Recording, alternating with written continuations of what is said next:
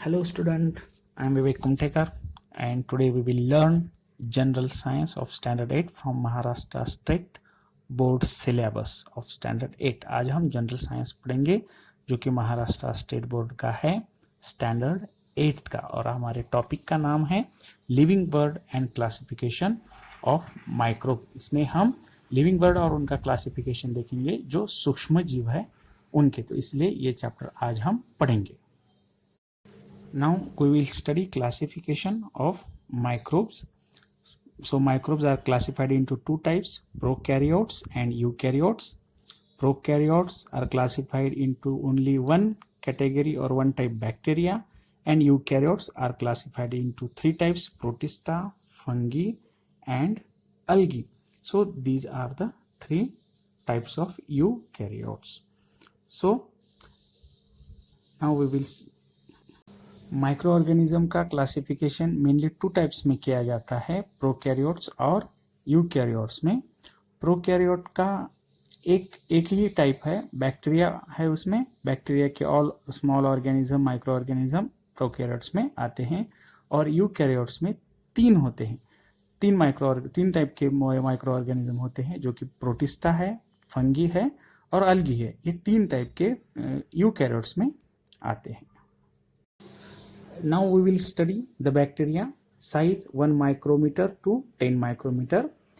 So first point इनका unicellular independent parasitic organism, sometimes many bacteria together form colonies। इसका मतलब है ये जो बैक्टीरिया है वो एक पेशीय होते हैं, इंडिपेंडेंट होते हैं, और पैरासाइटिक मतलब दूसरे ऑर्गेनिज्म पर डिपेंड रहते हैं, और कभी कभी वो एक जगह पे रहते हैं और कॉलोनीज बना करके ये एक जगह पर रहते थे, तो ऐसे बैक्टीरिया।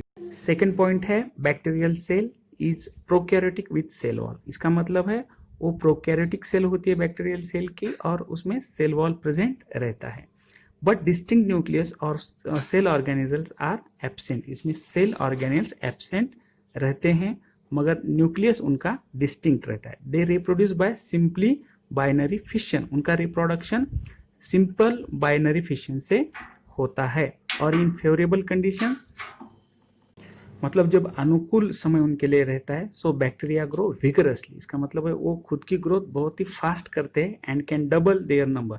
वो खुद के नंबर डबल कर सकते हैं। समझो उनका नंबर 4 है तो वो उसके 8 करने के लिए उनके पास सिर्फ 20 मिनट में ही वो अपनी ग्रोथ कर सकते, तो इतनी फास्ट वो अपने चेंज कर सकते। तो हमने इसमें देखा कि वो बाइनरी फिशन कर सकते हैं और they can double their number in 20 minutes, तो फास्ट ग्रोथ होती है।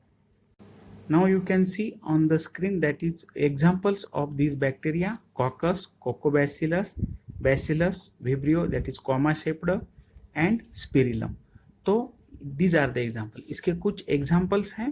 Coccus है, Coccobacillus, Bacillus vibrio comma shaped bacteria भी कहते हैं उनको, और स्पिरिलम ये पूरे के पूरे एग्जाम्पल्स यहाँ पे बैक्टीरिया के होते हैं। Now we will study protozoans, and size of these protozoans are approximately 200 micrometers। So protozoans are found in soil। वो soil में रहते हैं, fresh water and sea water. वो फ्रेश वाटर में भी रह सकते हैं और समुद्र के पानी में भी रह सकते हैं। Some are found in body of other organisms। वो कोई दूसरे ऑर्गेनिज्म के बॉडी में भी वो रहते हैं as a parasite or pathogenic. Pathogenic का मतलब वो कौन सा भी डिसीज क्रिएट कर सकते हैं।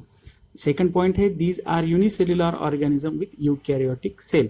वो एक पेशीय ऑर्गेनिज्म होते हैं। यूनिसेल्युलर का मतलब है एक पेशीय, और यूकैरियोटिक सेल उनके होते हैं मतलब उसमें डिस्टिंक्ट सेल ऑर्गेनेल्स होते हैं। थर्ड पॉइंट है there is great variation in the cell structure, organs of locomotion and modes of nutrition among protozoans.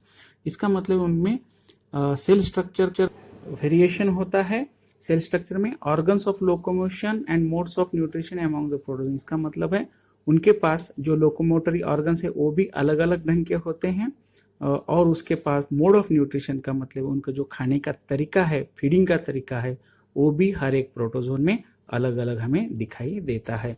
These और फोर्थ पॉइंट है these organism reproduce by simple cell division. मतलब simple cell division के द्वारा ये reproduction करते हैं। The examples of these protozoans are amoeba, paramecium, they are free living in dirty water.